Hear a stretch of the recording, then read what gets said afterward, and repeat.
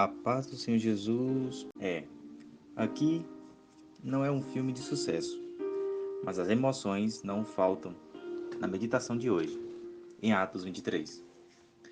Você deve se lembrar o que nós acabamos de meditar no capítulo anterior, e vimos que Paulo enfrentou grandes problemas em Jerusalém, quando foi preso, sendo acusado de colocar um gentio no templo.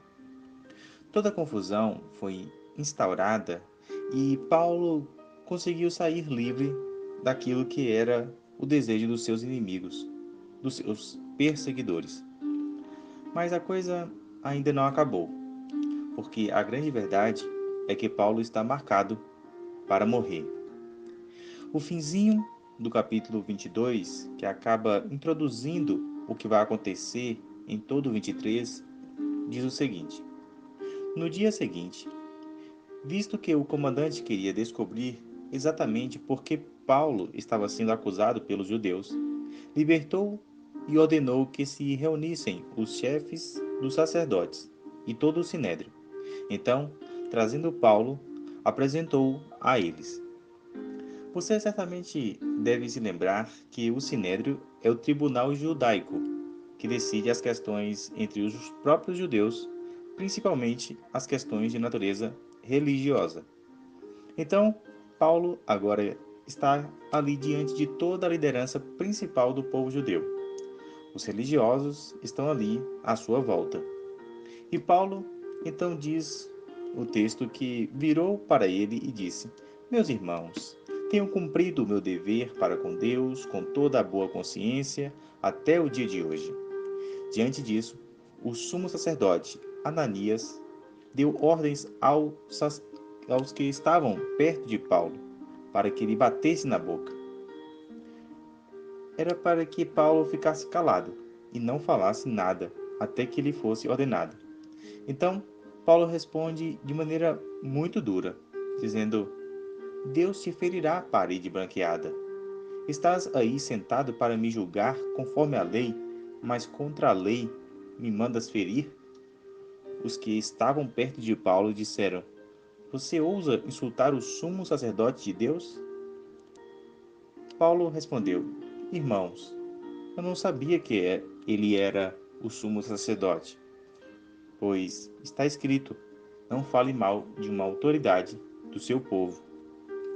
Uma referência que vem de Êxodo, capítulo 22. É muito possível que Paulo de fato não tinha certeza de quem estava presente.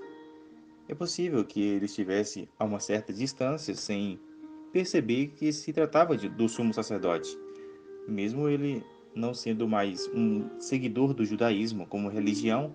Paulo mostra todo o seu respeito pelas autoridades do seu próprio povo. Então, veja que coisa interessante. Olha que coisa criativa. Você já viu falar de jeitinho, né? Muita gente fala em jeitinho de maneira negativa. Existe um jeitinho desonesto de conseguir as coisas, mas existe um jeitinho inteligente quando a pessoa se vê numa situação complicada e ela usa de um artifício, de uma criatividade para escapar de uma situação embaraçosa.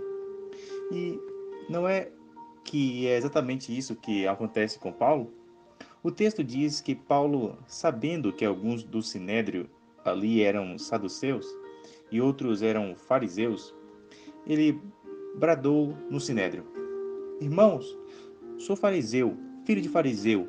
Estou sendo julgado por causa da minha esperança na ressurreição dos mortos. Você pode imaginar a bagunça e a confusão. É igual estar no estádio com duas torcidas distintas. Paulo diz: Olha, na verdade eu sou do partido dos fariseus, e a minha posição é a favor da ressurreição dos mortos. Quando isso aconteceu, olha só o que se sucede no Sinédrio. Surgiu uma violenta discussão entre os fariseus e os saduceus, e a assembleia ficou dividida. Os saduceus dizem que não há ressurreição nem anjos, nem espíritos, mas os fariseus admitem todas essas coisas. Houve um grande alvoroço, E alguns dos mestres da lei, que eram fariseus, se levantaram e começaram a discutir intensamente, dizendo: Não encontramos nada de errado neste homem. Quem sabe se algum espírito ou anjo falou com ele? A discussão tornou-se tão violenta que o comandante teve medo que Paulo fosse despedaçado por eles. Então, ordenou que as tropas descessem e o retirassem à força do meio deles, levando-o para a fortaleza. É muito interessante. Paulo usou da sua criatividade, usou de um artifício bastante, assim, imaginativo para resolver essa situação. Porque se a coisa fosse se delongar ali, certamente ele seria prejudicado. E, de fato, ele não estava mentindo. Ele acreditava nas coisas que, essencialmente, os fariseus acreditavam. E ele sabia da divisão que havia entre os dois grupos. Usando isso, então, em seu próprio benefício, ou melhor, benefício do Evangelho, Paulo consegue sair dali ileso. E na noite seguinte, a Bíblia nos diz: o Senhor apresentou-se a ele. O Senhor Jesus disse: Coragem, assim como você testemunhou a meu respeito em Jerusalém, deverá testemunhar também em Roma. Deus tem um propósito especial na vida de Paulo, que está marcado para morrer, mas isso não acontecerá, porque os propósitos de Deus são mais poderosos do que a força da morte. Diante disso, os judeus que perseguiam a Paulo, eles tramaram uma conspiração e juraram que não comeriam nem beberiam enquanto não matassem Paulo. 40 homens participaram dessa conspiração. Você pode imaginar. Já imaginou 40 pessoas querendo matar você? Certamente você ficaria bem esperto. Dormiria menos à noite. E acontece que esses homens foram falar com os chefes dos sacerdotes e com os líderes ali religiosos. E falaram que estavam aí se colocando debaixo de maldição se não conseguisse matar a Paulo. E assim diz o texto: Agora, portanto, vocês e o sinédrio peçam ao comandante que o faça comparecer diante de vocês, com o pretexto de obter informações mais exatas sobre o seu caso. Estaremos prontos para matá-lo antes que ele chegue aqui. Então foi feita uma espécie de armadilha, uma conspiração contra Paulo, que está marcado para morrer. Mas Deus sabe de todas as coisas e nada escapa ao seu conhecimento.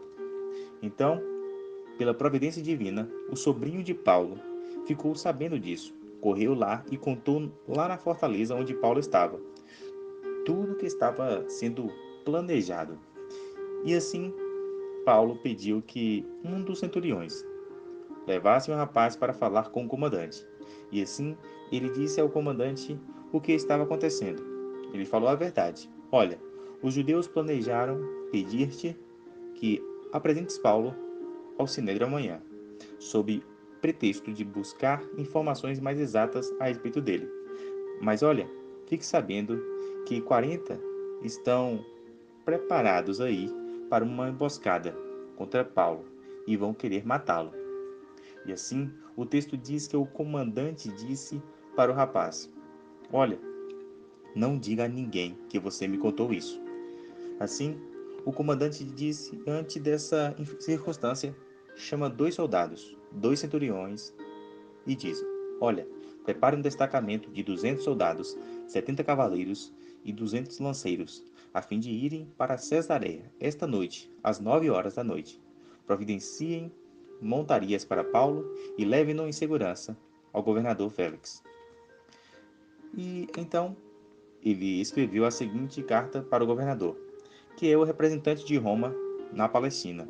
O governador, no caso aí, que é chamado Félix, enquanto o comandante Cláudio Lísias manda para ele uma mensagem pedindo que ele passe a cuidar do caso de Paulo, e ele então explica na sua carta: Olha, Paulo foi preso pelos judeus.